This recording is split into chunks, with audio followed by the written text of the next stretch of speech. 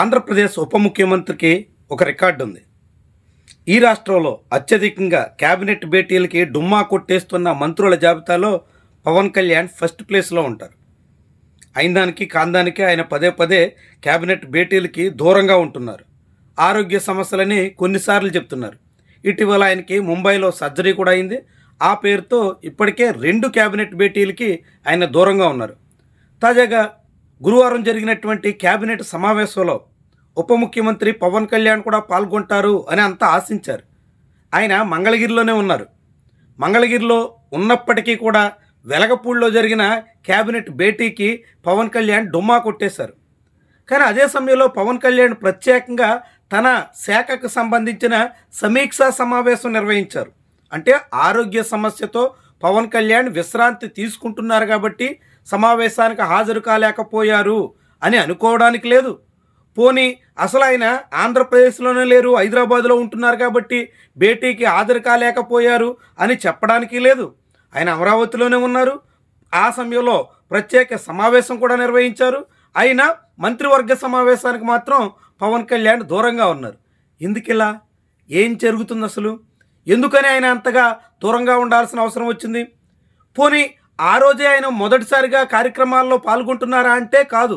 Surgery తర్వాత విశ్రాంతి తీసుకుని మంగళగిరి చేరుకున్న తర్వాత అప్పటికే మంగళగిరి ఆసుపత్రికి వెళ్ళి తమ బంధువుల్ని పరామర్శించారు. అదేవిధంగా వివిధ అంశాల మీద తన పార్టీ నేతలతో మాట్లాడారు. దాంతోపాటు ఈరోజు కుంకి ఏనుగులకు సంబంధించినటువంటి కార్యక్రమాన్ని కూడా పవన్ కళ్యాణ్ నిర్వహించారు. ఇలా వరుసగా ప్రతిరోజు కార్యక్రమాల్లో పాల్గొంటున్న పవన్ కళ్యాణ్ కేవలం కేబినెట్ భేటీకి మాత్రమే ఎందుకు దూరంగా ఉన్నారు? చంద్రబాబు నిర్వహించిన సమావేశానికి ఎందుకు హాజరు కాలేదు? చాలా ప్రధానమైనటువంటి అంశం. ఇప్పటికే రాష్ట్రంలో అనేక మంది మంత్రులు పలు దఫాలుగా కేబినెట్ భేటీకి డుమ్మా కొట్టేస్తుండడంతో వెలవెలబోతున్న పరిస్థితి కనిపిస్తోంది. అలాంటి తరుణంలో పవన్ కళ్యాణ్ తను కేబినెట్కి పక్కాగా హాజరు కావాల్సి ఉంటే ఆయన మాత్రం అమరావతికి చేరువలోనే ఉన్నా అది తనకు అవసరం లేదు అన్నట్టుగా సాగినటువంటి వైనం కీలకమైనటువంటి అంశం. అసలు ముఖ్యమంత్రి ఉప ముఖ్యమంత్రి మధ్య ఏమైనా సమన్వయం ఉందా, కాకుంటే ఇద్దరి మధ్య ఏమైనా పొరపొచ్చాలు ఉన్నాయా అనేటువంటి ప్రశ్నకు ఆస్కారం అయితే ఇస్తుంది. కానీ రాజకీయంగా ఇద్దరు చాలా కలివిడిగా సాగుతున్నారు. అనేక సందర్భాల్లో ఇరువురు ఒక్కటే అన్నట్టుగా చాటుకున్నారు. చివరికి పవన్ కళ్యాణ్ సర్జరీ తర్వాత నేరుగా చంద్రబాబు స్పెషల్ ఫ్లైట్లో ముంబై వెళ్ళి పరామర్శించి కూడా వచ్చారు. ఆ తర్వాత పవన్ కళ్యాణ్ ఇంట్లో ఉంటే నారా లోకేష్ వెళ్ళి ఆయన్ని పరామర్శించారు. ఇదంతా జరిగిన తర్వాత కూడా పవన్ కళ్యాణ్ ఎందుకని చంద్రబాబు నిర్వహించిన సమావేశానికి హాజరు కాలేదు అనేది కీలకమైనటువంటి ప్రశ్న, రాజకీయంగా ఆసక్తి రేకెత్తించేటువంటి అంశం కూడా. ఆంధ్రప్రదేశ్ రాజకీయాల్లో జనసేన పార్టీ ఇటీవల కొంత సొంత కార్యక్రమాల్ని యాక్టివేట్ చేస్తోంది. తన పార్టీ శ్రేణులన్నింటినీ ముందుకు నడపాలనే ప్రయత్నంలో ఉంది.